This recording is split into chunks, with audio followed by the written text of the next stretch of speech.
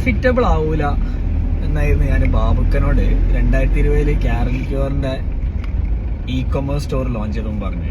എന്തായാലും ഇപ്പം ആവില്ല, കുറച്ചൊക്കെ സമയം എടുക്കും. ബാബുക്ക് എടുത്ത് വയ്ക്കുന്നോട് ചോദിച്ചു, എന്നോട് ഞാൻ പ്രോഫിറ്റബിലിറ്റിനെ കുറിച്ച് ചോദിച്ചോ? ഇല്ല. പിന്നെ ഈ എന്തിനാണ് അതിനെപ്പറ്റി വെറീഡാണ്? You just build the business and I will help you along the way.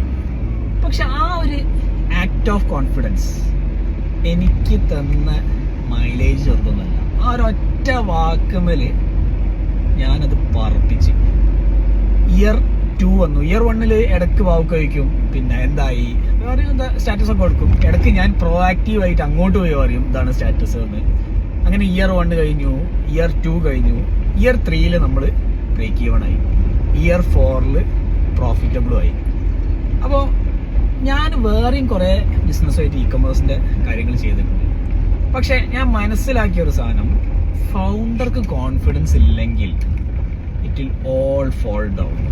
So always see who you are working with, അവരുടെ മൈൻഡ് സെറ്റ് എന്താണെന്നുള്ളത്. അത് ഭയങ്കര ഇമ്പോർട്ടൻ്റ് ആയിട്ട് ബിൽഡ് എ സക്സസ്ഫുൾ ബിസിനസ്.